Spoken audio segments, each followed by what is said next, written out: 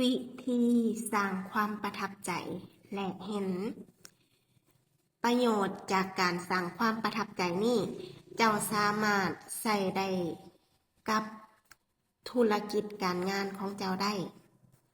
เมื่อก่อนนิสาเองก็บ่ได้เป็นคนที่สนใจเรื่องนี้และก็บ่ฮู้ความสำคัญในเรื่องนี้พร้อมแต่ตอนนี้ฮู้ความสำคัญในเรื่องนี้และก็สนใจในเรื่องนี้ที่สุดมื้อนี้นิสาสิเอาตัวอย่างให้เจ้าเบิ่งนำพร้อมว่าการสร้างความประทับใจและเห็นนี้ต้องเห็นแนวใดนิสาเอาตัวอย่างจากหนังเพราะว่านิสาเองก็เป็นคนหนึ่งที่มักเบิ่งหนังที่สุดมื้อนี้เสียงอาจจะแหบจักหน่อยเพราะว่ากำลังเศร้าจากเป็นหวัดเนาะ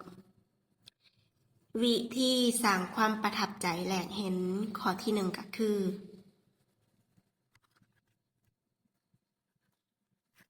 ต้องหาจุดร่วม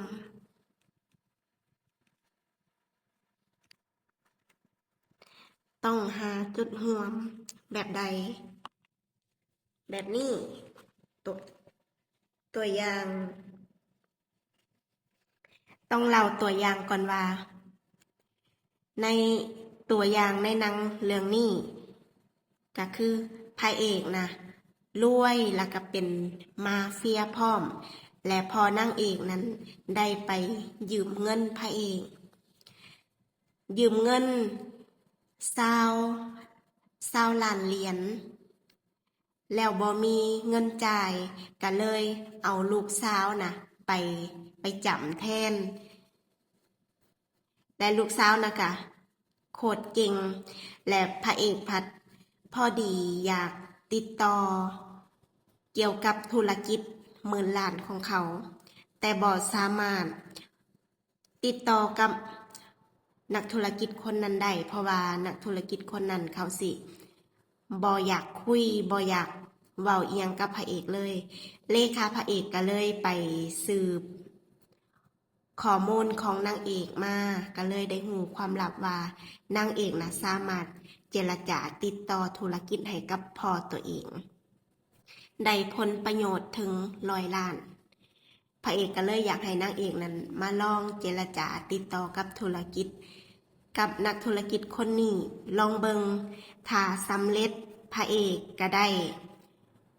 ผลประโยชน์ถึง1,000 ล้านส่วนนางเอกก็ได้ปลดหนี้ไป1 ล้านเหรียญพระเอกสิยกหนี้ให้นางเอกก็เลยลองเนาะวิธีหาจุดร่วมของนางเอกก็คือแบบนี้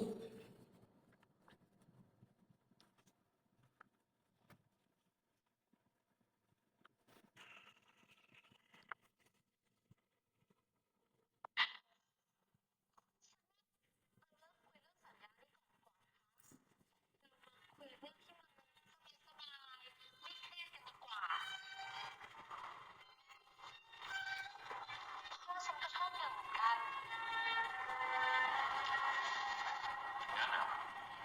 แต่เวลาที่พ่อฉันดื่มนะ2-3 แก้วก็เมาแล้วตลกมากเลยค่ะเวลาที่เขาเมานะเขาชอบเอาฉันน่ะขึ้นไปขี่คอฉันน่ะกลัวมากเลยอ่ะร้องไห้ทุกครั้งเลยเด็กกับลูกชายฉันนะ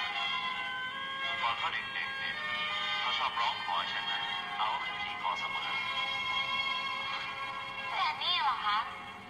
เขาเป็นเพื่อนนักเรียนห้องเดียวกับฉันแบบนี้สินะที่เขาเรียกว่าโลกกลมงั้นเธอก็มีฐานะเป็นเพื่อนของชายคนด้วยสิใช่ค่ะยินดีที่รู้จักชายหน้าเช่นกันค่ะ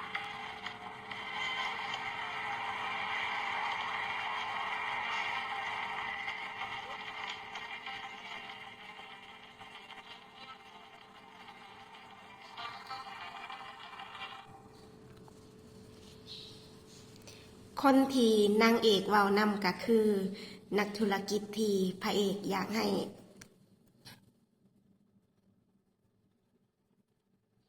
ที่พระเอกอยากลงทุนนำว่าง่ายๆแต่สุดท้ายคนนี้ก็ยอมเซ็นสัญญากับพระเอก ด้วย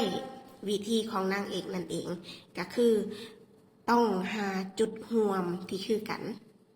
จุดร่วมของนางเอกก็คือเพราะฉันก็ชอบดื่มเหมือนกัน